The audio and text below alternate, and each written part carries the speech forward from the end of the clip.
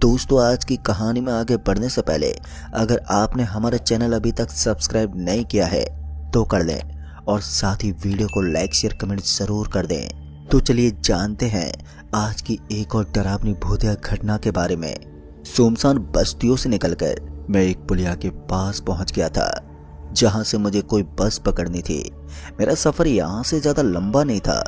अब मैं यहाँ से केवल 20 किलोमीटर का सफर तय करने वाला था। लेकिन दोस्तों, सबसे बड़ी प्रॉब्लम मेरे सामने ये थी कि अब तक रात के 12:30 बज चुके थे।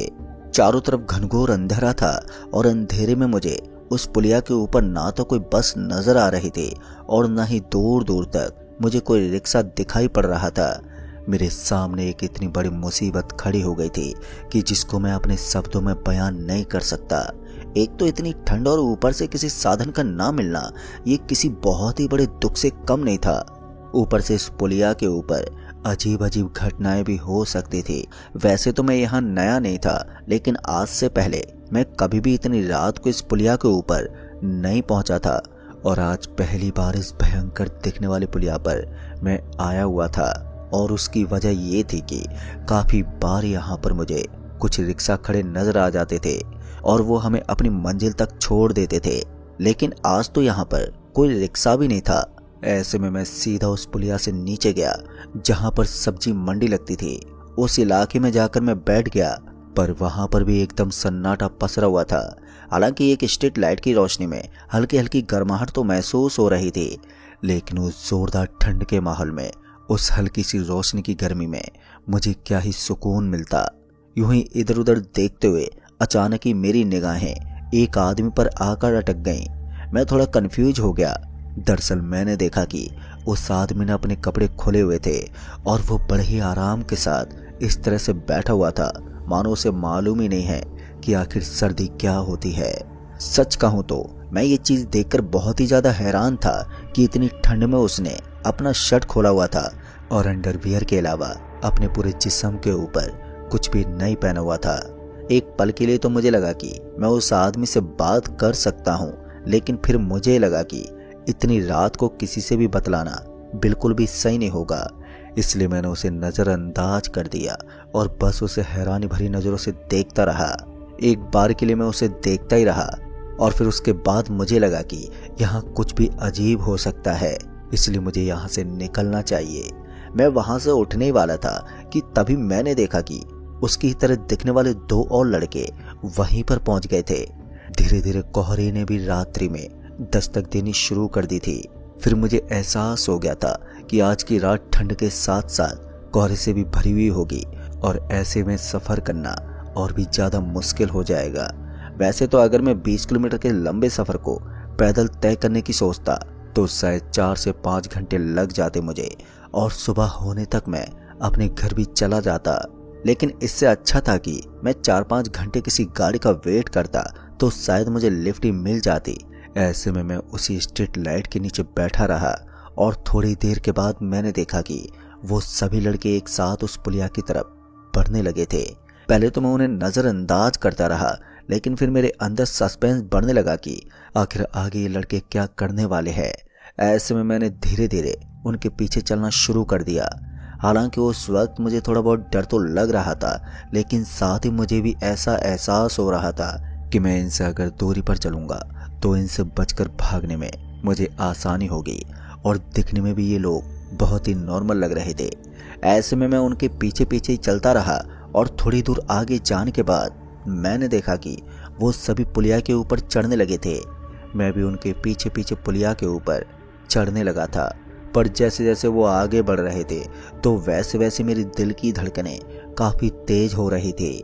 लेकिन अच्छी बात ये थी कि जैसे जैसे मैं उनका पीछा करता जा रहा था तो वैसे वैसे वो कोहरा और भी ज्यादा बढ़ता जा रहा था, जिसकी वजह से उनको देख पाना भी अब मेरे लिए मुश्किल होने लगा। अपनी जान को जोखिम में डालकर मैं उन लड़कों के पीछे पीछे ठीक उस पुलिया के ऊपर पहुंच गया था और पुलिया के आजू बाजू की जगह भी अब एकदम कोहरे से भरी हुई थी। सच कहूं तो इतनी देर में इतना कोहरा छा जाना नॉर्मल चीज नहीं हो सकती। अक्सर जब मौसम की वजह से कोहरा अपनी चरम सीमा पर होता है तो उस वक्त कोहरा स्पीड से छाने के बजाय एकदम धीरे धीरे चारों तरफ छाने लगता है। दोस्तों ऐसे में ये चीज मेरे लिए काफी ज्यादा सरप्राइज करने वाली थी। फिर मुझे लगा कि उनके पीछे पीछे जाना मेरे लिए बिल्कुल भी सही नहीं होगा, इसलिए मुझे अपने कदमों को वापस मोड़ देना चाहिए। तभी मैं वापस से पलटने वाला था कि तभी मैंने देखा कि सामने की तरफ से मुझे एक गाड़ी आती हुई नजर आ रही थी। वो गाड़ी हमारी तरफ आ रही थी, पर जैसे मुझे लगा कि इस रोशनी में मैं उन लोगों को नजर आ सकता हूँ, तो मैं जल्दी से एक बड़े से पत्थर के पीछे जाकर बैठ गया। इत्तेफाक से वो पत्थर काफी बड़ा था और उसके पीछे छुप जाने में मुझे बड़ी सरलता हुई। फिर उसके बाद मैं उसी पत्थर के पीछे से छुपकर देखने लगा कि आगे क्या होता है। तभी मैंने देखा कि वो लड़के एक एक करके उस गाड़ी के अंदर बैठ चुके थे। मैं भी चाहता तो उस गाड़ी को रुकवा सकता था, लेकिन मुझे अभी भी कुछ गड़बड़ लग रही थी। पहले तो वो उसके अंदर बैठे, फिर मुझे लगा कि ये सब यहाँ से निकल जाएंगे, लेकिन फिर उस गाड़ी के अंदर से वो तीनों दूसरे दरवाजे से होते हुए बाहर निकल गए। ये चीज बड़ी हैरान करने वाली थी। मैं बहुत ही गौर के साथ अभी भी उनकी तरफ देख रहा था।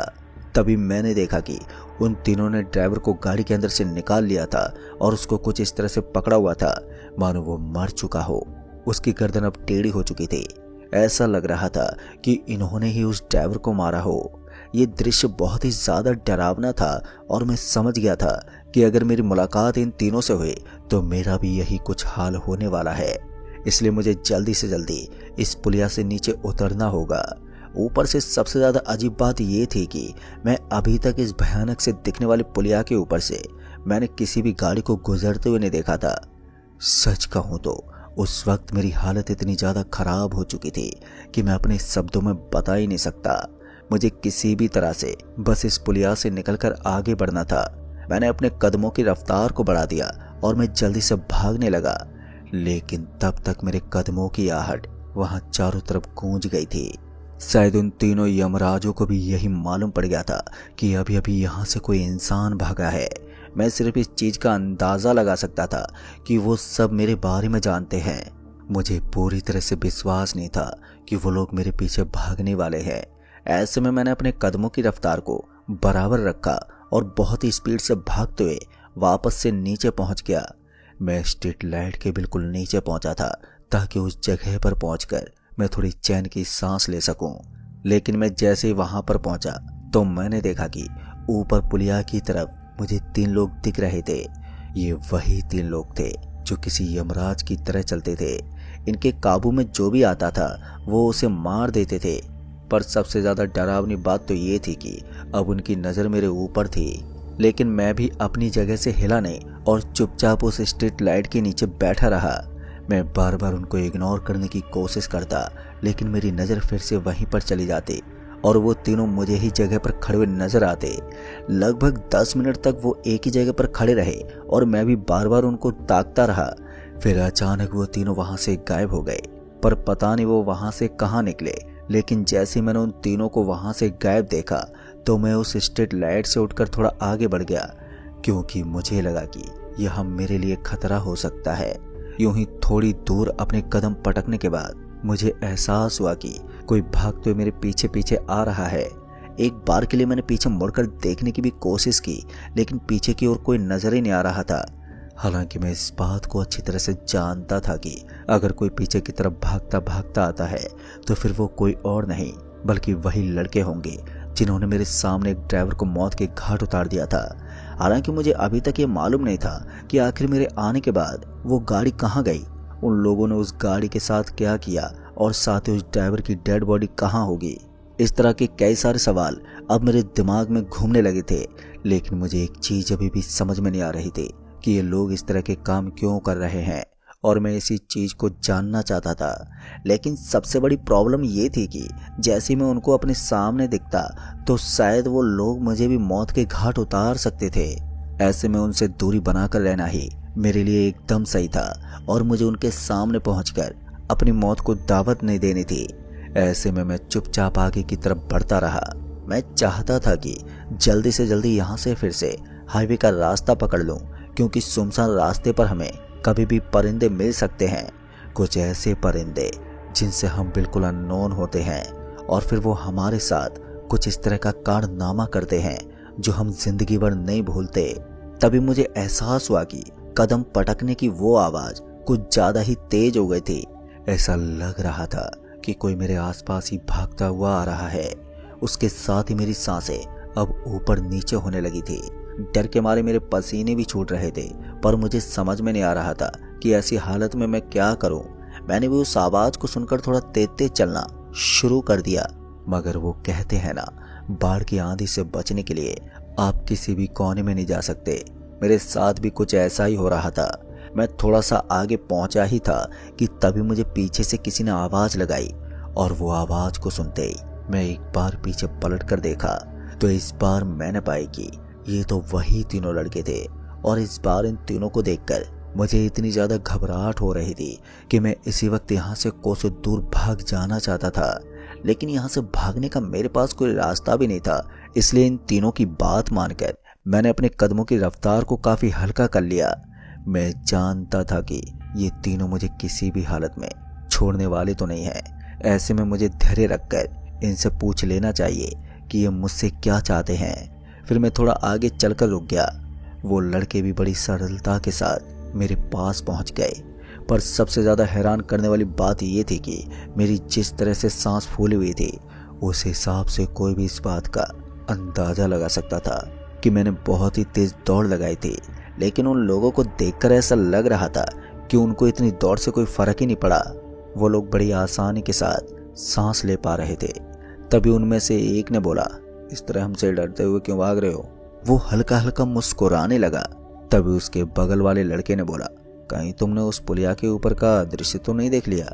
इस पर मैंने उस लड़के को देखते हुए कहा, कौन सी पुलिया की बात कर रहे हैं भाई आप? इस पर वो हल्का सा मुस्कुराते बोला, वहीं जहां तुम उस पत्थर के पीछे छुपे हुए थे। अब ये सुनते मेरे पैरों ने कांपना शुरू कर दिया।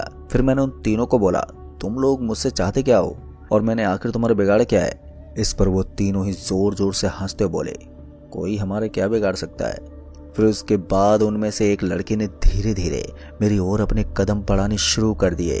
मैं जानता था कि ये आगे क्या करने वाला है, इसलिए मैंने आगे देखा ना पीछे और तुरंत ही सर पर दौड़ लगा दी। मैं भागते बस किसी तरह से इस भयानक हॉन्टेड इलाके से बाहर निकलना चाहता था। जितना मुझे मालूम था उस हिसाब से मुझे लगभग 3 से 4 किलोमीटर के एरिया को पार करना था। फिर उसके बाद ये लोग बड़ी सरलता के साथ मेरा पीछा छोड़ देते। लेकिन 3 से 4 किलोमीटर का सफर ऐसी हालत में कम नहीं होता। हालांकि मैंने हिम्मत नहीं हारी और लगातार भागता ही गया। बार बार मैं अपने पीछे मुड़कर देखता तो मुझे कोई भी नजर नहीं आता, मानो कोई मुझे भगा भगा कर मारना चाहता है। ऐसा लग रहा था कि आज मैं अपनी जिंदगी की आखिरी दौड़ पूरी करने वाला हूँ। इतने में ही ना जाने कहां से एक बाइक की हेडलाइट मेरी जिंदगी में नया दीपक जलाने का काम करने लगी। जैसे मैंने उस हेडलाइट की रोशनी को देखा तो मुझे थोड़ा सुकून सा मिला। फिर क्या था, मैंने भी उसके सामने अपने हाथ दिखाने शुरू कर दिए। बस किसी तरह से मैं इसे रुकवा कर लिफ्ट लेना चाहता था। एक ऐसी लिफ्ट जो मेरी मौत और मेरी जिंदगी का रास्ता तय करे। सच कहूं तो उस समय मुझे बिल्कुल भी विश्वास नहीं था कि ये बाइक वाला बाइक रोक सकता है। लेकिन मैंने कोशिश करने से पहले हार नहीं मानी और लगातार हाथ दिखाकर उसे रोकने का इशारा करने लगा। शायद वो बाइक वाला इंसान के रूप में एक भगवान ही था। पता नहीं कैसे, लेकिन जैसे ही मैंने उस बाइक वाले के सामने अपना हाथ दिखाना शुरू किया तो उसकी बाइक की रफ्तार अचानक से कम होने लगी। ऐसा लग रहा था कि बहुत ही आसानी के साथ बाइक को रोक देगा, जिसकी मुझे बिल्कुल भी उम्मीद नहीं थी। फिर वो बाइक मेरे बगल में आकर रुकी तो मैंने देखा कि उस बाइक के ऊपर एक 30 से 35 साल का आदमी था और उस आदमी ने हेलमेट पहना हुआ था। पर अच्छी बात यह थी कि उसने मुझे इस वक्त बाइक पर बैठने का इशारा किया और मैंने भी मौके का फायदा उठा लिया और फिर तुरंत उसके पीछे वाले सीट पर जाकर बैठ गया। अब मैं किसी भी तरह से इस भयानक रास्ते से निकल जाना चाहता था। उसने दूसरे ही पल बाइक की रफ्तार को बढ़ा दिया और हम दोनों अच्छी खासी रफ्तार से वहां से निकलने लगे। अभी भी मेरे मन में काफी सारे सवाल उठ रहे थे कि आखिर यह आदमी कौन है और वो लड़के मेरा पीछा क्यों नहीं कर रहे।